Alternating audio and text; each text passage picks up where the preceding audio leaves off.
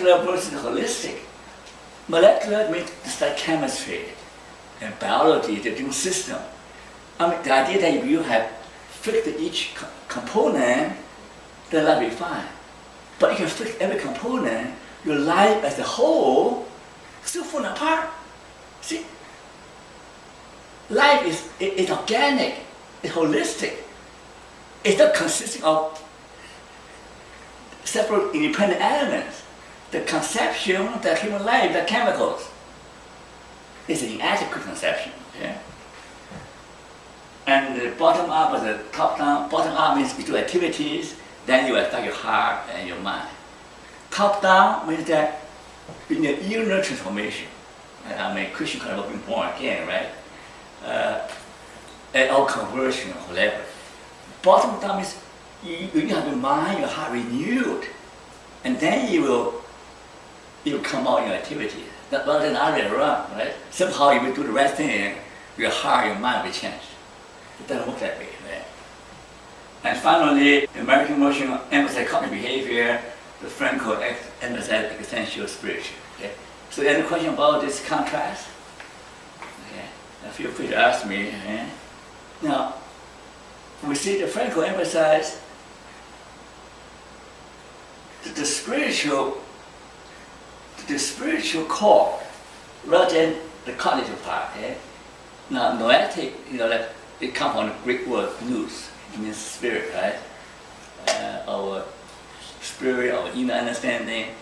So noetic means that this is real about human nature. In all of us, there is a God image. Okay? Now, Buddha would call that Buddha nature. You learn about Buddha nature, right? You learn that, right? What it says is that deep down in all of us, there's something healthy, something good. That deep down, we have this longing, this desire for spirituality, for being one with God, one with cosmos, and also oneness with other people. There's also a craving for meaning, for spirituality, meaning. And your conscience, what does your conscience come from? Your conscience comes from the God image. That's why we're living in a moral universe. When we do good things, we feel good. When we do bad things, we feel bad. You know why? There is a God image inside us. Okay? But the problem is that this God image, this spiritual core is often blocked. Blocked by our early work, by our earthly worries, blocked by our materialistic pursuits, blocked by our anxiety about death and suffering. The too many things actually bury us. So we no longer access our spiritual core. So we live like an animal, basically. Day to day, live like an animal. But then sometimes things happen to us. During transition, or sickness, or loneliness, something happens that shakes us up. Okay? And makes us question, what are we here for? What are we doing? Who am I? Right? And there's so many people come here ask the same question. And or sometimes, if you see a counselor, a counselor will also try to awaken you to meaning, wake you up, like to challenge you. Eh? Say, what are you doing? Do you know life will pass you by? If you're too long, you'll be dead. So what are you doing with your life? Are you doing something useful? Are you making a difference in other people's lives? Are you making a contribution? Are you enjoying the gift of life, right? So those questions are designed to wake us up, to make us realize that we need to live at a higher level, at a deeper level, not that day to day in, day out,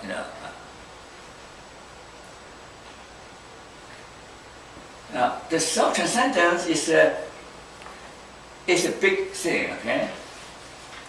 So I mentioned that the Martin-Seligman's formula is inadequate because he defined meaning in terms of devoting yourself to something bigger than yourself, such as your family or your business, your club.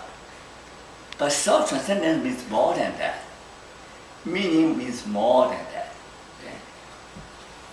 Self-transcendence enables us to rise above your circumstances. You know, you might be old like me, you might be sick, you might be poor, you might have a bad life, bad luck. You might have all the bad things happen to you, but the self-transcendence means that you are not determined by what happened to you. You're going to rise above all those negative forces that are about to conspire to destroy you. You're going to rise above, you transcend all that, right? And self-actualization is a side effect of self-transcendence. It's Americans want to actualize themselves, but Frankl says that the most important thing is to find your calling. Find what life demands of you. When you're able to transcend your self-interest and fulfill your higher calling, then you find fulfillment. So it's the other way around. Any question?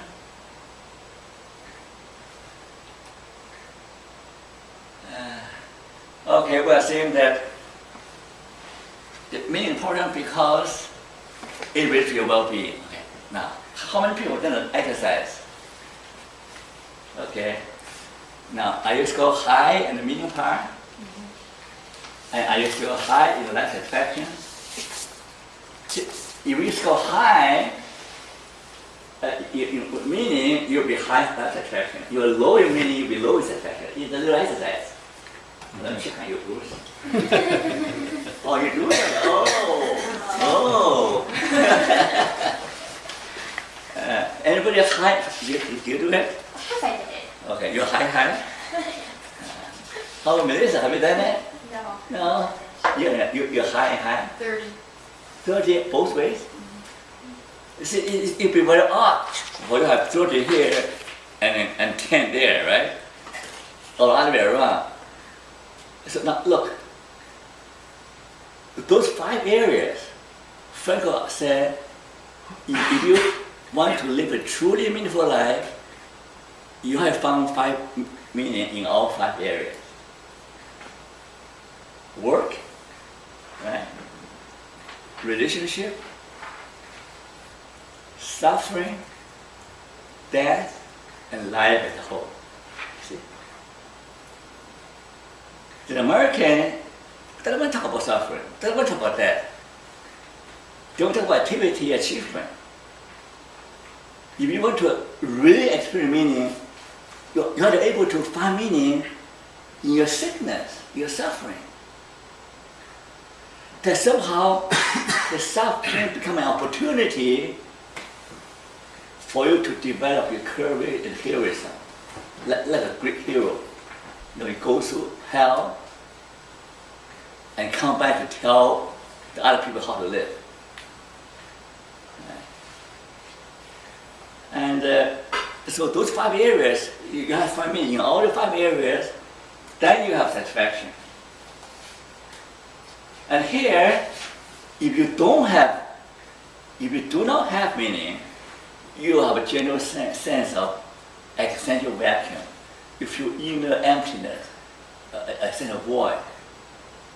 At the more extreme level, it will lead to the tragic triad, pain, guilt, and fear of death, or the neurotic triad, depression, aggression, and addiction. So, in terms of therapy, when you want to help people to overcome depression or anxiety or addiction, a very effective way is to explore the potential areas of meaning. Okay? If they're able to find something to cling to anything that can give them sense of meaning, they will have developed their way to overcome. It doesn't matter what the problem is. You are able to discover some sense of meaning, some area. Frank called that local hook. You find a hook, and then hook them. You find a local hook, and then you'll be on your way to recovery.